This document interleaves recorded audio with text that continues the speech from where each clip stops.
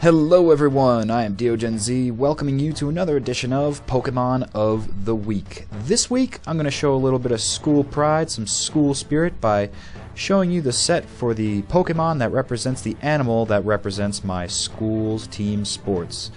Like, who cares about sports? But anyway, it's Bouffalant! And, yeah, it may be pronounced Bouffalant, but I like Bouffalant better, because I used to have a cat that I called Bouf. But besides that, you're going to want to have this poke added to your RU team. It's essential for soaking up sleep powders and any offensive grass type moves or special offensive grass type moves that may be troubling your water, grass, and ground types on your team. This set, with the Sap Sipper ability, allows that to go on. You see, what Sap Sipper does is it takes up any grass type move. Like I said, doesn't always have to be offensive, can be status afflicting, like the game changing sleep powder, so you can take that without falling asleep. It absorbs any grass move and translates it into a one-stage attack boost for Bouffalant. One stage! To its already enormously powerful base 110 attack, which of course, on the effort value side of things, you're going to be maxing out attack. And you may be saying to yourself, well, hold on, if this is a attacking physical sweeping set, which it seems to be, and you would be correct, viewer, why are you not focusing on speed EVs? Well, look at it. It's 55. And when you start to get in the range of 55, 40, those types of speed stats, it's almost better to look towards making it a slower poke than it naturally would be. So a brave nature would be best, boosting its attack further, which is what you want to focus on in this set, maxing out attack at any point in the game that you can. Really, that's when Bouffalant is supposed to come onto the field at a proper prediction of a grass move. But by not investing anything into speed and instead throwing it towards HP, what you're allowing Bouffalant to do is have more staying power on the field. One, because it's got more HP to unload head charges, its main stab move, 120, but also with the nasty recoil effect. It has more staying power, and it has no speed, which works perfectly in a Trick Room set. I keep bringing up Trick Room in numerous sets, but it really does work, and it lends more proper power to these pokes that are somewhat limited by their lack of speed. Even if you maxed out all of your speed EVs, the best you could probably do is outrun an Aggron. Now, I'm not so sure how common slower foes will be for your opponent. It's all dependent on their playstyle. They may like to go with the hit 'em hard, hit 'em fast, so in that case they will go secondary to Bouffalant.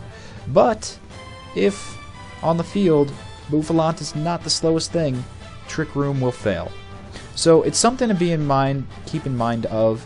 You either control your speed directly with effort values, or you have a variable winnings depending upon what your opponent has. However, I like the Trick Room for this poke because it's already got such low speed. You might as well keep it low and run with it.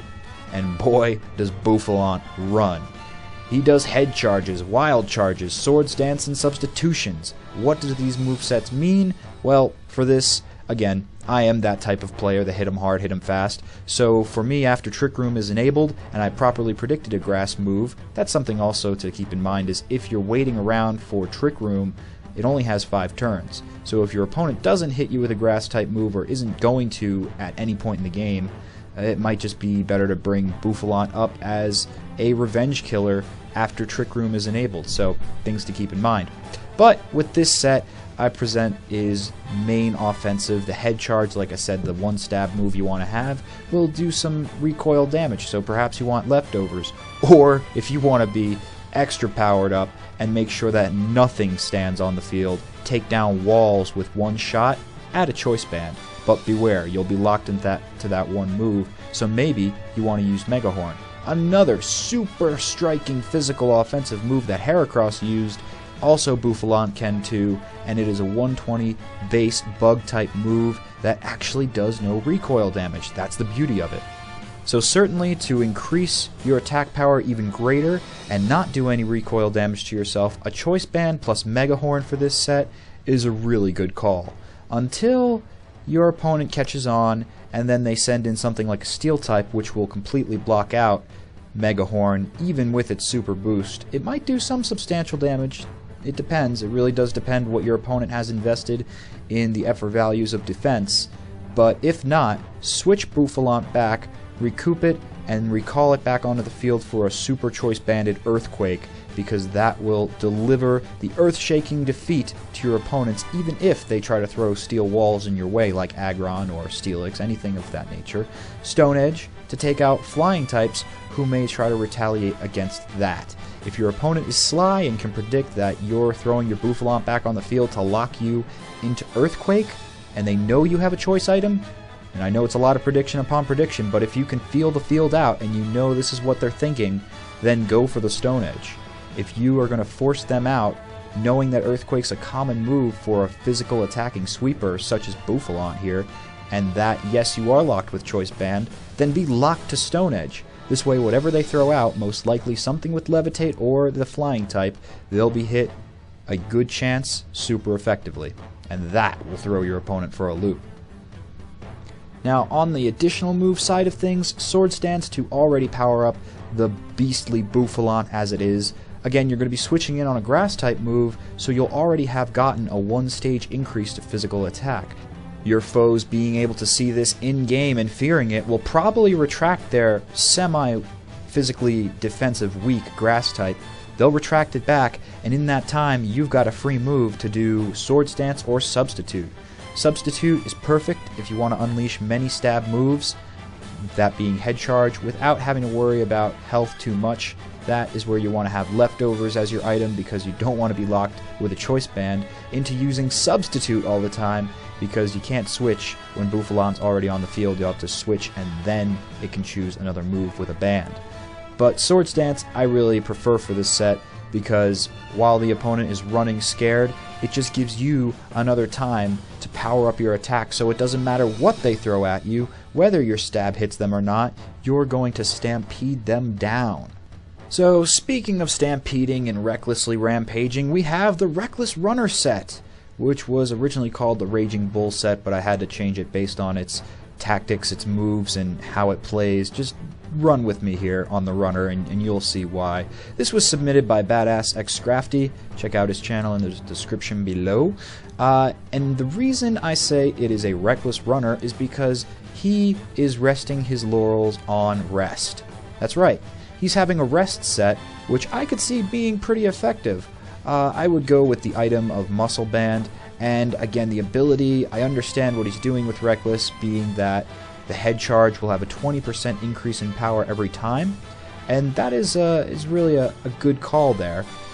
But I still think that the Sap Sipper free switch-in with Grass is just too good to switch out. But it's your playstyle, it's what you want to do, so Reckless would work, and especially if it is able to re-heal itself 10 times over, not just little increments of health by having Leftovers as attached to it, but also having rest. Usually left defenseless while in a sleep status, this Bouffalant takes Sleep Powder and sleeping with Sleep Talk like a champ.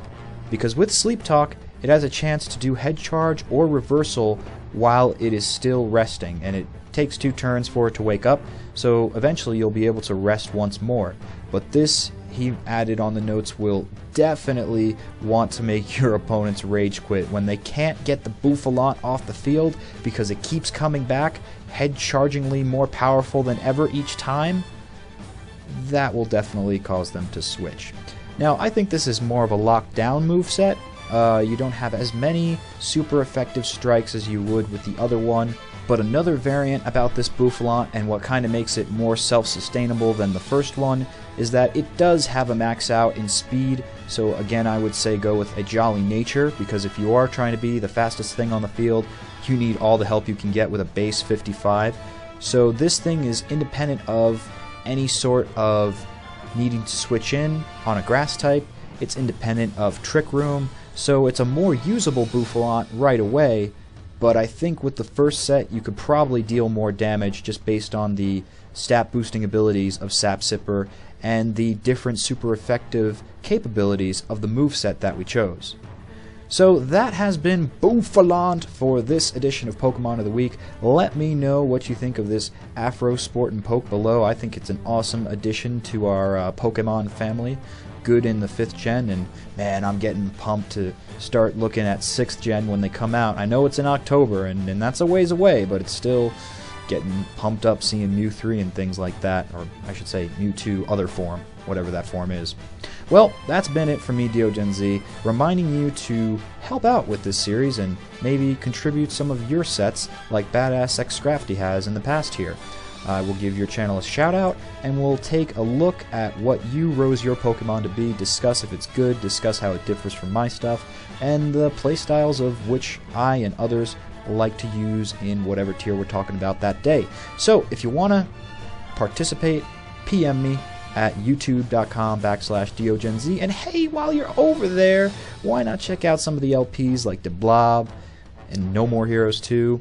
Just recently talked to the creator of Gaijin Games, the co-founder of Gaijin Games, Mike Roosh, about Bit Trip Runner 2 and the indie game industry overall. So if you're into that sort of thing, if you like candid interviews talking about games, then head on over to Gaming Gauntlet Podcast, which is also on my channel. But hey, if you don't want to, kick it here on Planet Poke, hit that subscribe button, and you will keep having Pokemon generated content pumped up to your sub boxes every day. I will see you all in the future!